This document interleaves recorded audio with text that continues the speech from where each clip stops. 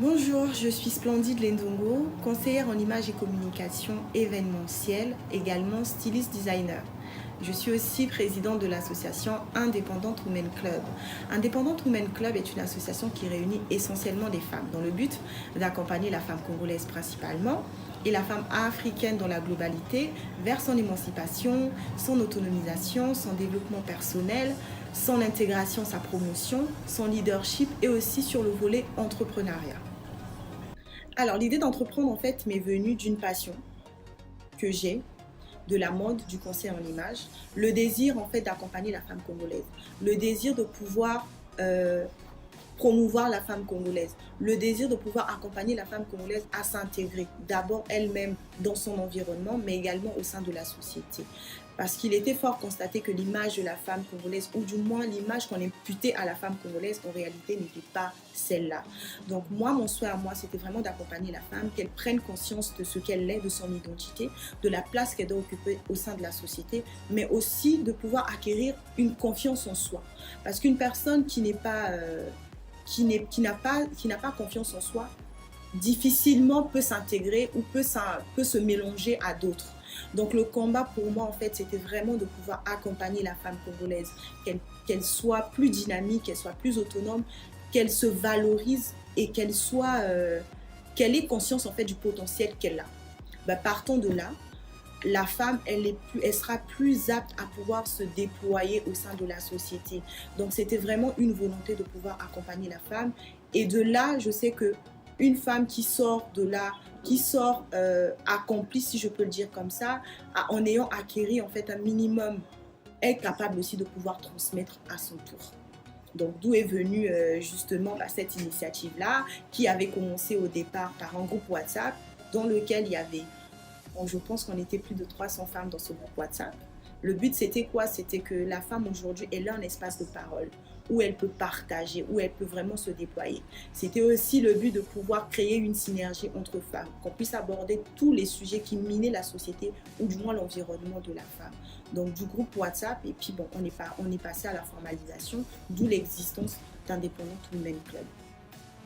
Alors, dans tout parcours, hein, forcément, on rencontre des bonnes et mauvaises expériences. Je vais commencer par les mauvaises pour chuter sur les bonnes. Alors, la mauvaise expérience, ou du moins les mauvaises expériences, c'est que, comme je le disais, on est parti dans le groupe WhatsApp au départ. Le constat a été fait que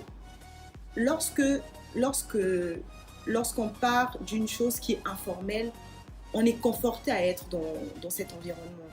On est dans une zone de confort dans laquelle on ne veut pas du tout sortir.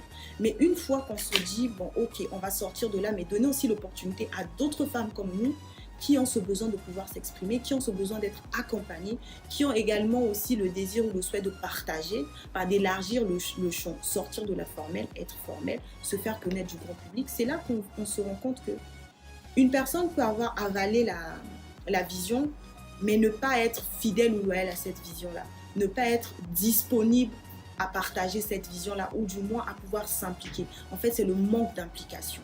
Maintenant, le bon côté ou du moins les choses positives qui en sortent, ça en sort tous les jours. On a des choses positives parce qu'on rencontre des personnes qui aujourd'hui, par la grâce de Dieu, ont vraiment la volonté, qui s'impliquent, qui changent, hein, au travers de qui vraiment des vies d'autres personnes sont transformées, qui apportent des choses. Je pense qu'il n'y a pas plus positif que ça, au-delà des rencontres que nous faisons, au-delà des actions que nous menons. Je pense que chacune de nous est fière et contente tous les jours de se lever et de mener une action qui va être en plus pour la vie d'une autre personne. C'est le côté où on s'oublie soi-même pour faire du bien aux autres. Et naturellement, le réseautage qui est indispensable. Alors, mon verset préféré, ou du moins celui qui me motive moi tous les jours, c'est dans le livre de Job 22-28 qui dit « À tes résolutions répondra le succès, sur tes sentiers brillera la lumière ». Et l'adage qui définit du moins Independent Women Club, chacune des femmes au sein du club et moi personnellement, c'est tout simplement ces trois mots qui veut tout simplement dire « ose, rêve et crois ». Pourquoi?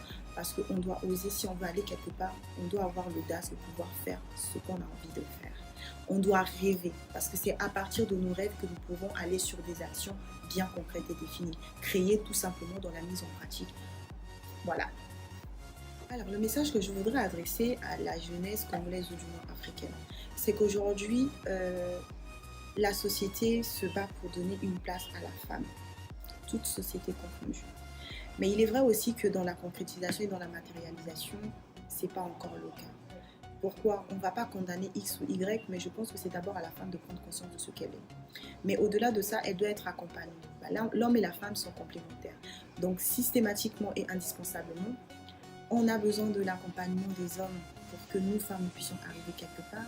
Donc ça part de l'éducation, des valeurs qu'on doit inculquer à notre jeunesse d'aujourd'hui qui grandit, pour que demain, cette jeunesse-là aussi puisse inculquer à leur tour des valeurs à la jeunesse qui va les suivre. Mais surtout que nous, en tant que jeunesse, nous sommes appelés à prendre la relève demain. Nous sommes appelés demain à pouvoir... Nous sommes l'espoir. La jeunesse est l'espoir d'une nation. Donc c'est à nous, jeunesse d'aujourd'hui, de pouvoir faire ce qui est nécessaire dans l'éducation, surtout, qui va dans le changement de mentalité. Mais en fait, d'être dans une dynamique où de se dire que, en tant qu'homme et en tant que femme, on doit être en synergie. On doit travailler bilatéralement, on doit s'accompagner, sans qu'il y ait ségrégation ou discrimination, stigmatisation. C'est vraiment un travail d'équipe. En fait, j'appelle tout simplement la jeunesse à la conscientisation, à ce qu'on s'accompagne mutuellement les uns les autres. Là où je reconnais une faille pour un, bah moi si je fais la force, que je sois la force en fait de l'autre qui est faible, tout simplement. En tout cas, merci beaucoup. Ça a été un plaisir de vous avoir reçu sur la plateforme Les Jeunes s'interrogent. C'était gratuit. Merci.